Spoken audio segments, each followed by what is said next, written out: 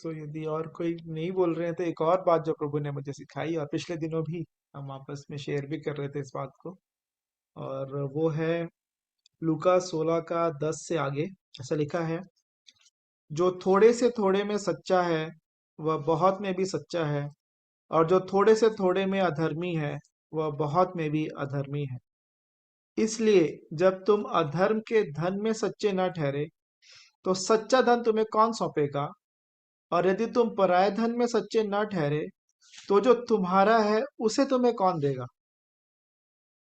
फिर कोई दास दो स्वामियों की सेवा नहीं कर सकता, क्योंकि वह तो एक से बैर और दूसरे से प्रेम रखेगा, या एक से मिला रहेगा और दूसरे को तुच्छ जानेगा। तुम परमेश्वर और धन दोनों की सेवा नहीं कर सकते। तो यहाँ पे जो बात है उसके ऊपर जो दृष्टांत है, थोड़ा सा मुझे उतना क्लियर नहीं है कि कैसे। वो तो उसने थोड़ा सा एक प्रकार का घपला किया है ना, उस दास ने।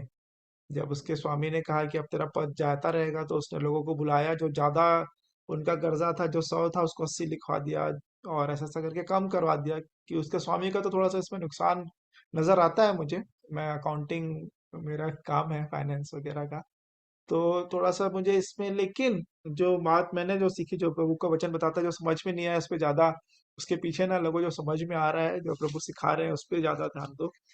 और वही बात है कि आज मैं दीदी से मेरी बात भी हो रही थी, तो हम पूरा तो नहीं सुन पाए वचन, लेकिन मुझे प्रभु ने बात सिखाई है। जितना मिला है, जितना हमारे लिए भाग प्रभु ने ठहराया था, वो हमको जरूर मिलेगा। उन्होंने जो दिया उसी में तो सच्चे ठहरे। जो थोड़े से थोड़े में सच्चा है वह बहुत में भी सच्चा है। और इसका सच में प्रभु में इस बात को मैंने प्रैक्टिकली जाना है, व्यवहारिक जीवन में, अपने जीवन में अनुभव किया है।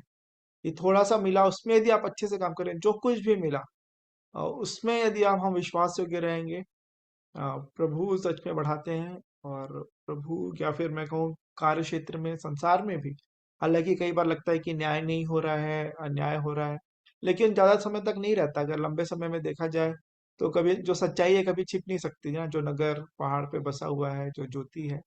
तो फिर वैसे ही होता है कि कुछ समय के बाद भले थोड़ा सा धीरज और धरना पड़ता है, कुछ मुश्किलों का सामना करना पड़ता है। यूसुफ के समय हम देखते हैं कि उसको कितने सालों तक वो परिस्थिति, उसको कोई यदि हम देखते, जब तक वो जेल में था, जेल खाने में बंद था, तो हम सोचते कि वो किस प्रकार का व्यक्ति है।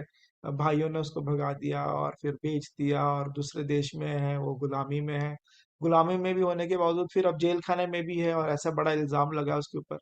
तो हम उसकी दशा नहीं समझ पाते, हम सोचते कि क्या है, लेकिन उसके प्रभु के पास उनका उचित समय था। उसने यूसुफ को फिर फिरौन और जो सबसे ऊंचा पद, दूसरे वो पद मिल गया पूरे। तो वैसे ही हमारे जीवन में भी है कि थोड़े समय में थोड़ा सा जो कुछ भी है उसका इस्तेमाल करें। और वहीं पे फिर तोड़ों का भी दृष्टांत जो मुझे याद आता है वही है। इसको 5 मिला था, उसने 5 और कमाए। 2 मिला था, उसको 2 में कमाए, तो दोनों का एक ही वो है।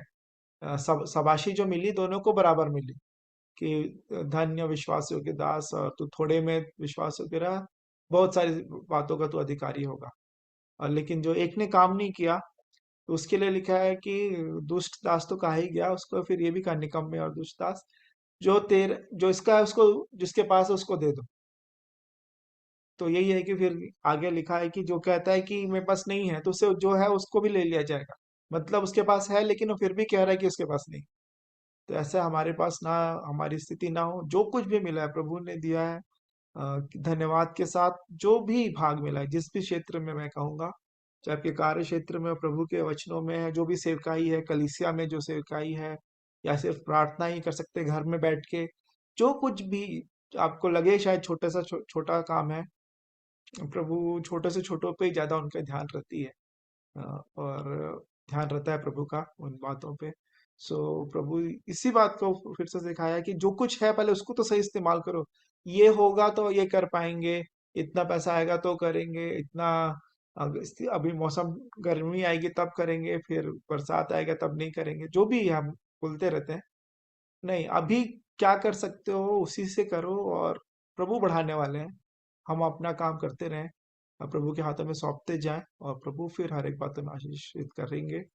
आशीषित मतलब सिर्फ सांसारिक आशीषें नहीं, पैसा, घर, धन, संपत्ति नहीं, आत्मिक आशीषें, जो कि प्रभु की शांति है, प्रभु का आनंद है, ज्ञान बुद्धि समझ है, जो भी प्रभु हमको देना चाहते हैं, वो आशीषें जो अनंत काल तक रहने वाली है, वो प्रभु की आशीषें हमको मिले। ये चीजें तो यूं ही मिल जाएंगी, लिखा है प्रभु ने, उनके राज्य और धार्मिकता की खोज करने से।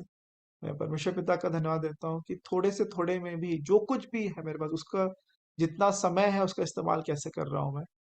और समय के इस्तेमाल में भी एक बात मुझे ध्यान आई, मोबाइल फोन का जो एडिक्शन है, ये लगता है अभी कुछ नहीं करना है तो थोड़ा सा रिलैक्स करने के लिए मोबाइल फोन देखें। और फिर वहीं से शुरुआत होती है, मैं अपने जीवन के लिए कह रहा हूँ। जब बिजी रहो, काम करते रहे, तब तो फिर मोबाइल में नहीं, लेकिन अब थोड़ा आराम है, थोड़ा सा रिलैक्स करना चाहिए, माइंड फ्रेश करना चाहिए, ऐसे सब प्रकार के विचार आते हैं। फिर कुछ कुछ देखने लगते हैं, फिर गलत दिशा में जाने की संभावना ज्यादा हो जाती है।